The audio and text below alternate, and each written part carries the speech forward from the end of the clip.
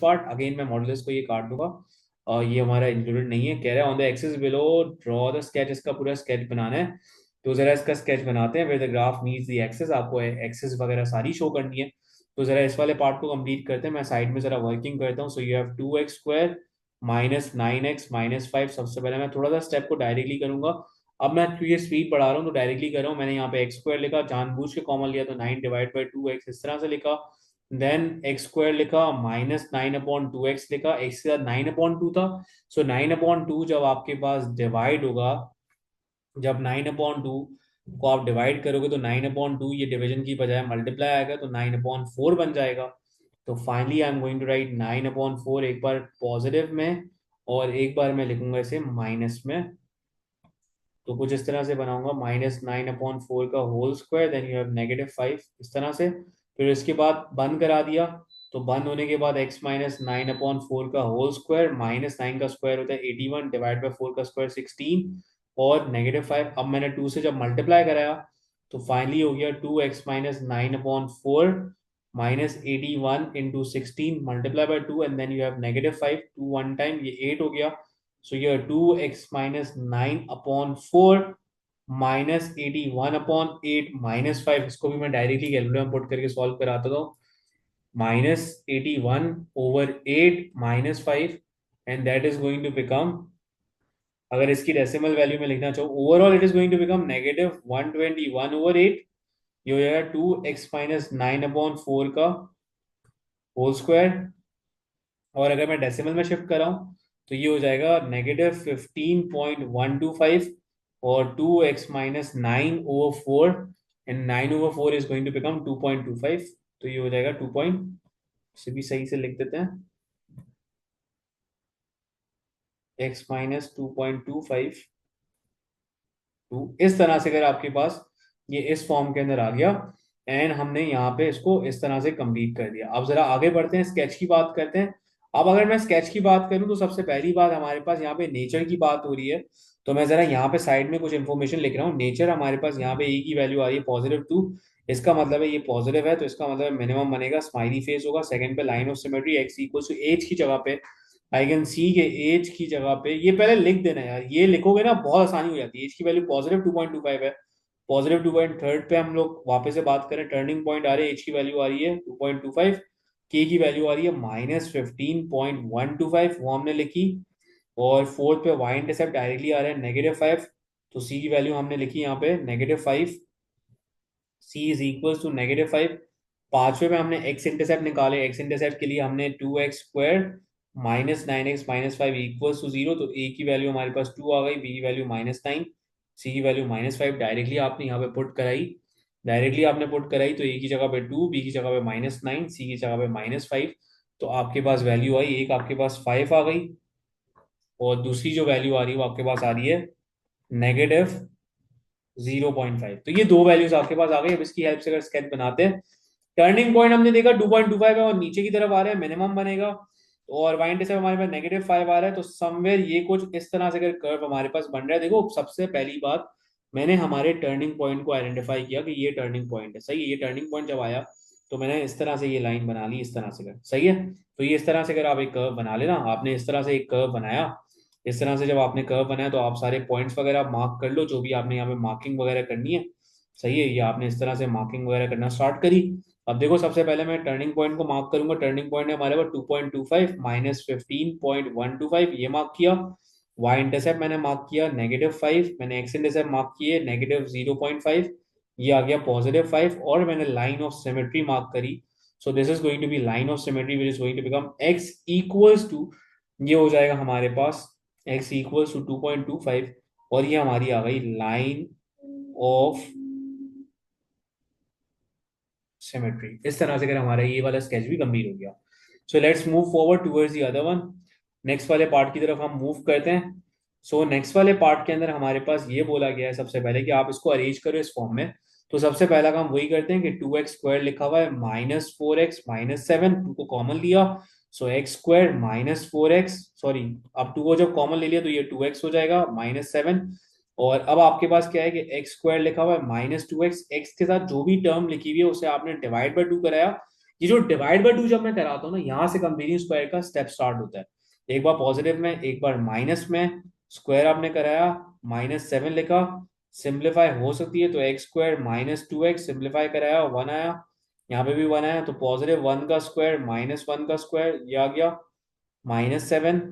And then इसे आपने close कराया इस वाली पूरी चीज को, so this is going to become, middle term के साथ माइनस लिखा हुआ तो x-1 का होल स्क्वायर -1 -7। अब आपने 2 को मल्टीप्लाई कराया तो x-1 का होल स्क्वायर -2 -7, सो 2x-1 का होल स्क्वायर -9। तो ये आपने इस फॉर्म के अंदर इसे अरेंज करा दिया, and once after doing this thing, तो अब आपके लिए बहुत चीजें बहुत ही वे के अंदर सिंपल हो जाएंगी। अब आपने आराम से कर आपने सारा काम कर दिया। अच्छा, अब बात करते हैं इस वाले पार्ट की। इस वाले पार्ट में बोला है hence write down the minimum value of y and the, जहां पे वो x अगर होता है तो आप बोलोगे कि मिनिमम वैल्यू अगर मैं बात करूं तो a x माइनस एच का होल स्क्वायर पॉजिटिव के ये हो गया।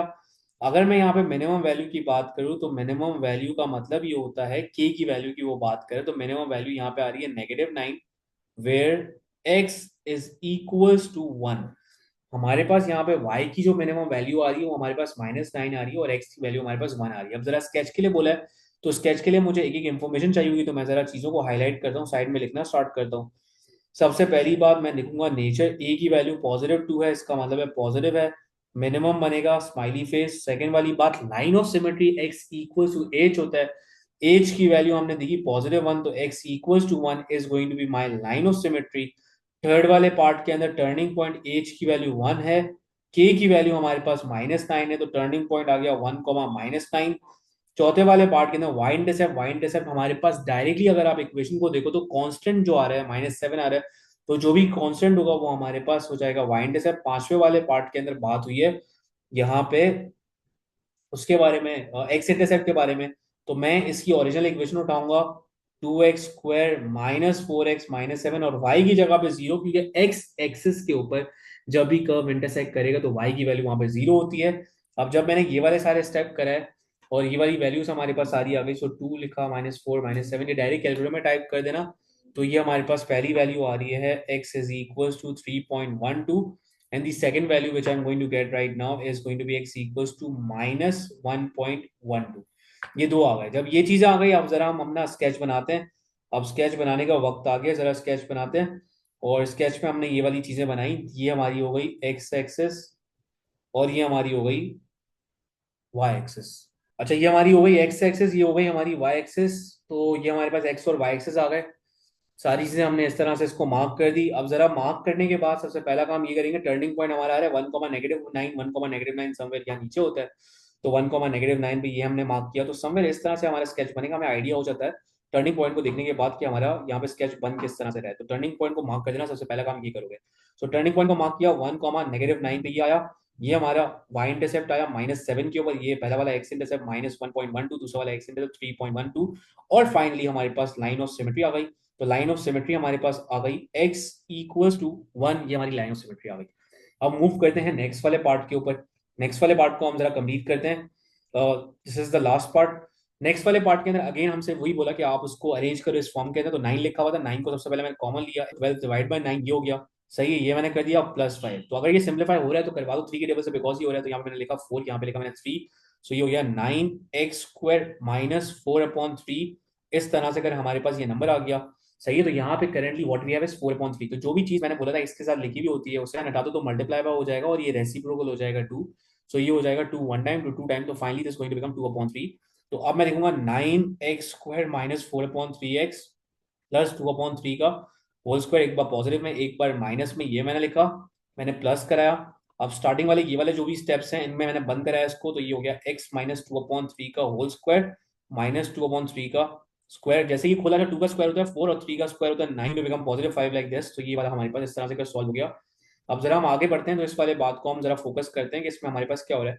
सो नेक्स्ट वाले पार्ट में जैसे ही हमारे पास हुआ, सो 9 लिखा, मल्टीप्लाई जब ये होगा तो ये हो जाएगा 2/3 का स्क्वायर -4/9 मल्टीप्लाई बाय 9, सो 9 -2/3 का होल स्क्वायर -1 पॉजिटिव, -1 नहीं बल्कि -4 या +5, और फाइनली हमारा इस फॉर्म में आ गया 9x -2/3 का होल स्क्वायर, और -4 + 5 लिखा हुआ है, दिस विल बिकम +1। ये हो गया ए एक्स माइनस एच का होल स्क्वायर प्लस के, आपने इस फॉर्म में दे दिया। मैंने इस फॉर्म, ये वाली फॉर्म इसलिए लिखी है ताकि नेक्स्ट वाले पार्ट में आसानी पड़ते हैं। अगले वाले पार्ट में बोला गया है शायद the coordinates of the minimum point, coordinates का मतलब एच और के की वैल्यू। तो H because sign exactly same है ना, तो एच की वैल्यू हमारे पास पॉजिटिव 2/3 आ रही है, के की वैल्यू आ रही है, तो कोऑर्डिनेट्स होंगे 2/3 कॉमा 1। ये हमने कोऑर्डिनेट्स लिख दिए, सही है। अब हम जरा स्केच की बात करते हैं, तो स्केच की इंफॉर्मेशन जरा मैं साइड में यहाँ पे लिख रहा हूँ। तो फर्स्ट वाले पार्ट के लिए हमें नेचर, नेचर हमारे पास यहाँ पे क्या है, एक ही जगह पे 9 लिखा हुआ है, पॉजिटिव है, पॉजिटिव का मतलब है minimum to h line of symmetry. H की वैल्यू पॉजिटिव 2/3 आ रही है, तो लाइन ऑफ सिमेट्री हमारे पास इस तरह से बन गई। थर्ड वाले पार्ट के अंदर एज की वैल्यू 2/3 है, के की वैल्यू 1 है, तो टर्निंग पॉइंट आया 2/3, 1।